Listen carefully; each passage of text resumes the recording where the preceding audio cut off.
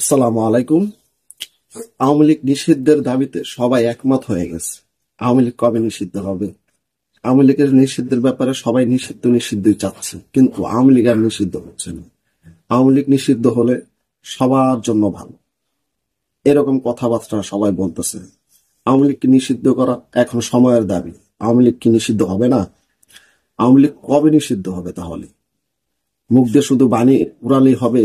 মুখ দিয়ে শুধু গুলি উড়ালেই হবে?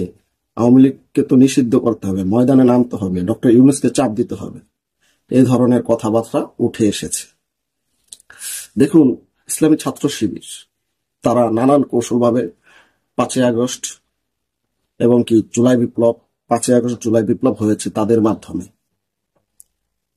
বাংলাদেশের জামাত ইসলামের অঙ্গ সংগঠন ইসলামী ছাত্র শিবির তারা কৌশলগত দিক থেকে আওয়ামী লীগকে তারা এই দেশ থেকে তাড়িয়েছে, মানে শেখ হাসিনাকে তাড়িয়েছে। এবং কি আওয়ামী লীগের নিষিদ্ধের ব্যাপারেও কিন্তু তারা সবাই ঐক্যবদ্ধ।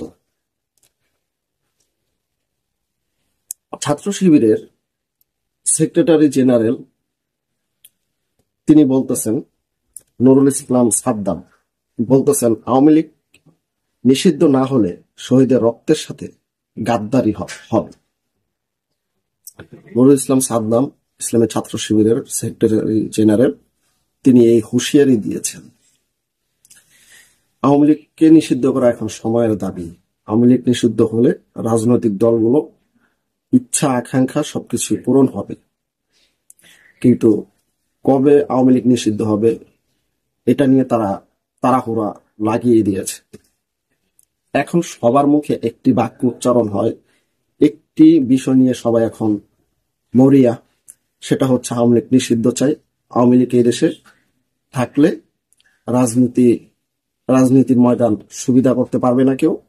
আওয়ামী লীগ নিষিদ্ধ করাই লাগবে, কারণ আওয়ামী লীগকে এই দেশে কোনোভাবে রাজনীতি করতে দেওয়া যাবে না। আওয়ামী লীগ একটি জঙ্গি সংগঠন, আওয়ামী লীগ একটি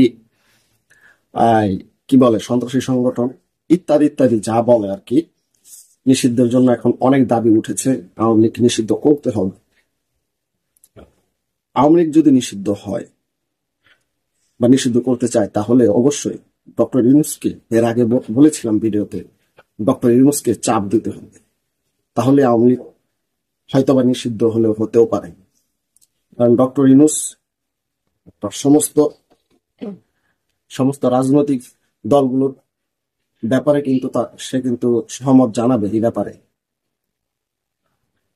তাহলে ডক্টর ইউনূস আওয়ামী লীগকে নিষিদ্ধের ব্যাপারে একটা সিদ্ধান্ত নিবে অতি জরুরি ভাবে।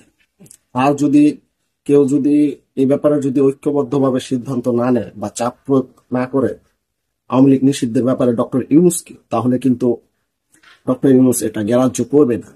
কারণ ডক্টর ইউনূস চাইবে না সে একা আওয়ামী লীগ নিষিদ্ধের ব্যাপারে সে একা কথা বলবে। তার কথা হচ্ছে যে যার পেটে খিদা সে আমার কাছে আসুক, আমি তার খিদা পূরণ করব। কিন্তু এখানে কিন্তু একটা কথা রয়ে যায়। দেখুন, বাংলাদেশের ইতিহাসের সাথে কিন্তু আওয়ামী লীগের মুক্তিযোদ্ধার ইতিহাসের সাথে কিন্তু আওয়ামী লীগের ইতিহাস জড়িত। মানুষ এও বলা বলি করে, দেখো, একটা দলকে নিষিদ্ধ, মুক্তিযোদ্ধা একটা দলকে নিষিদ্ধ করা এটা খামখেয়ালি কথা নয়। এখন কারটা বিশ্বাস করবে দেশের জনগণ? সবার আলোচনায় তো দেশের জনগণ শুনতেছে, কিন্তু বিশ্বাস করবে কারটা, এটা একটা প্রশ্ন থাকে। এখন সময় বলে দেবে যে আসলে আওয়ামী লীগ কি পর্যায়ে গেলে নিষিদ্ধ হবে বা কবে নিষিদ্ধ হবে। এত তাড়াতাড়ি তো আর বলা যাচ্ছে না।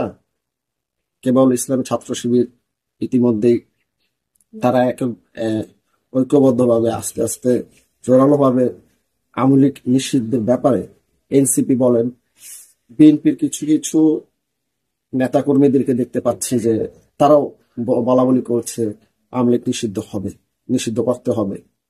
ইসলামী ছাত্র শিবিরও একই কথা বলছে, তারপর এনসিপিও একই কথা বলছে, এবং কি অন্যান্য রাজনৈতিক ইসলামী দলগুলো একই কথা বলছে। হেফাজত ইসলাম থেকে শুরু করে চরমোনাই ইসলামী আন্দোলন বাংলাদেশ, তারাও একই কথা বলছে।